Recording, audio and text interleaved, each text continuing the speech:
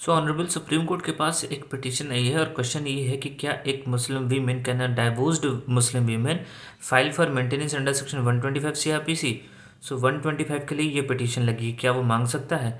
अब ये जो बेंच है ये justice B V Nagarathna and Augustine George Masih के पास में है। इन्होंने 125 की सीआरपीसी पिटीशन पढ़ी है।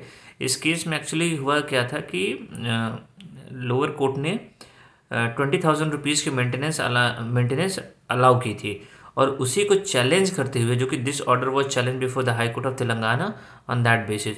उसके बाद ये अमाउंट जो कि रिड्यूस हो गया था 10,000 रुपीज़ पे। लेटर ऑन एग्रीव्ड पिटिशनर क्या किया, अप्रोच किया सुप्रीम कोर्ट के पास और प्लीड किया कि जो डाइवोर्स्ड मुस्लिम वीमेन के लिए that they are not entitled to maintain a petition under 125 CRPC और उनके पास एक बेटर प्रोविजन है मुस्लिम वीमेन एक्ट 1986। ये उनका कंटेंशन था। नाउ ऑन द फैक्ट में यह है कि पिटिशन ने क्लेम किया है कि already paid ₹15,000 to his divorce wife as a maintenance during ईदर पीरियड। नाउ अब he also challenge the divorce wife action of approaching the family court under section 125। तो ये एक्शन भी कि 125 में वो क्यों गई है। Now senior advocate Gaurav Agarwal को इसमें कोर्ट ने अपॉइंट किया है। And then background of the case आप अहमद खान उसे शाह बानो बेगम से रिलेट कर सकते हैं कि 125 सीआरपीसी एक सेकुलर प्रोविज़न है। और लेटर ऑन देखिए 1986 में क्या हुआ था। 1986 में मुस्लिम वीमेन एक्ट 1986 पास हुआ था, जिसमें क्या बोला था कि which restricted Muslim women's right to maintenance to 90 days after the divorce like that period.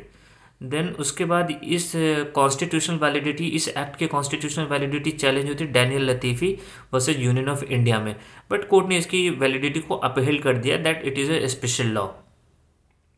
ना कुछ साल बाद Iqbal Bano versus state of UP का केस आया, तो इसमें भी ये बोला गया कि no Muslim women can maintain petition under section 125 CRPC to be unsustainable. और 2 साल बाद देखेंगे तो सबाना बानो वर्सेस इमरान खान का भी केस आया, जिसमें पर्पस क्या था कि bench of the court held that even if Muslim women has divorce she would be entitled to claim maintenance from her husband under section 125 CrPC.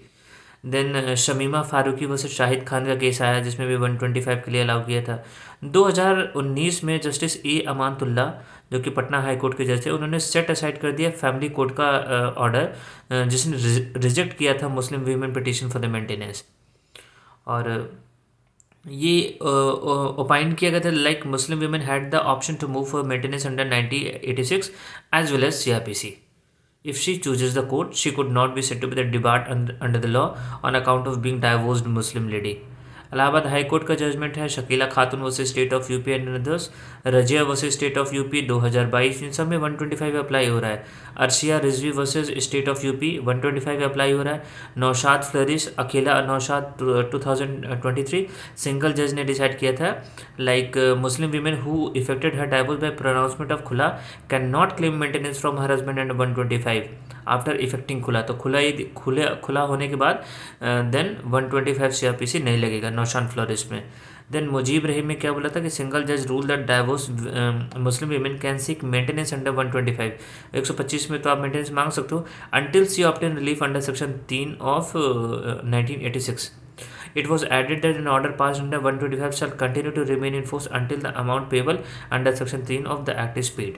So ultimately अब देखते हैं इसमें क्या सुप्रीम कोर्ट का रहता है। ये 2 जजेस बेंच है, justice B Nagarathna and the matter is this video, ये credit goes to the Live Law for the content.